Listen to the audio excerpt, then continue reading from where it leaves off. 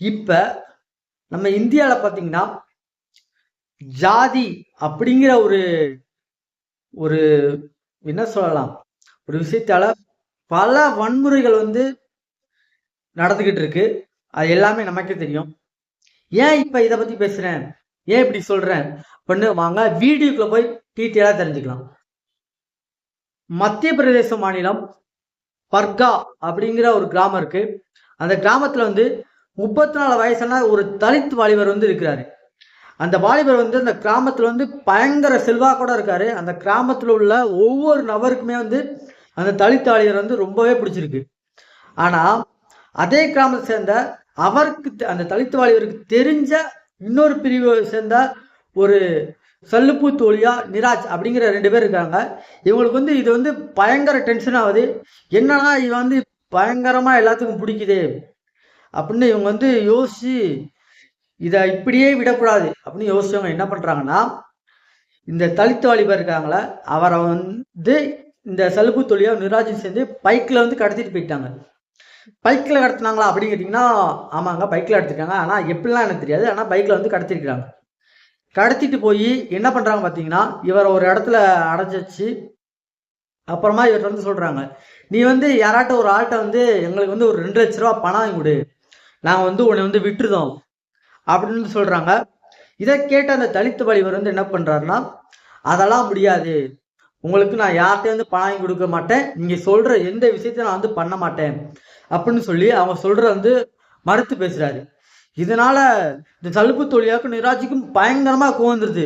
கோவத்துல என்ன பண்ணன்னு தெரியாம அந்த தலித் வாலிபரை போட்டு அட்டின்னு அடிச்சு பயங்கரமா கொடுமைப்படுத்துறாங்க. சரி, அடிச்சுட்டு அதோட விட்டாங்களாம் பாத்தீங்கன்னா அதுதான் இல்லை. அவருக்கு வந்து இவங்க 2 பேரும் சேர்ந்து இவங்களோட சிறுநீரை பிடிச்சி அவரை வந்து குடிக்க வச்சு பயங்கரமா கொடுமைப்படுத்திருக்காங்க. கொடுமைப்படுத்திட்டு அப்புறமா அவரை வந்து விட்டுட்டாங்க. இத வந்து இப்ப வந்து புகார் கொடுத்து அந்த சல்லுப்பு தொழிலாவையும் நிராஜையும் வந்து இப்ப வந்து அவங்க வந்து அரெஸ்ட் பண்ணிட்டாங்க.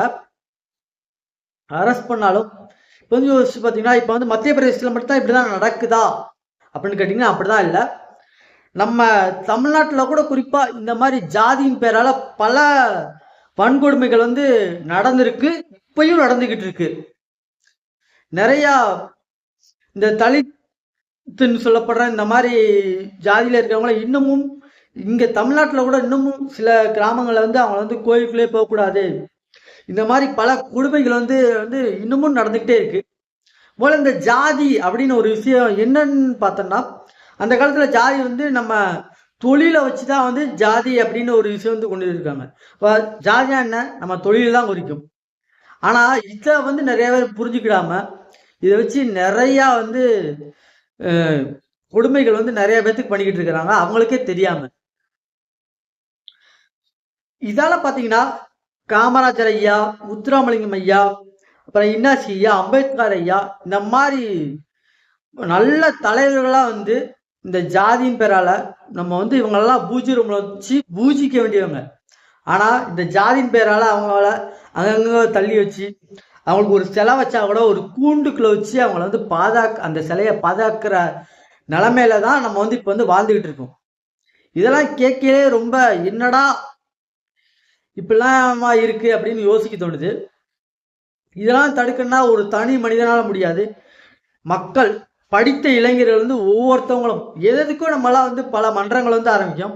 இந்த ஜாதி தடுக்கிறதுக்கு ஒரு குரூப் வந்து ஆரம்பிச்சு பல விழிப்புணர்வு வந்து நம்ம வந்து ஏற்படுத்தலாம். இதுக்கு வந்து கவர்மெண்ட்டும் இது சம்பந்தமா வந்து அவங்களும் வந்து சில வந்து நடவடிக்கை எடுத்தாதான் இந்த மாதிரி வந்து பல பிரச்சனைகள் வந்து தடுக்க முடியும். இதை பத்தி உங்களுக்கு என்ன தோணுது? நான் பேசுறதுல ஏதாட்டும் ஒரு விஷயம் தப்பா இருந்தா மன்னிச்சிருங்க. எனக்கு தோன்ற விஷயத்தை தான் பேசியிருக்கேன். நட்பை தொடருவோம்.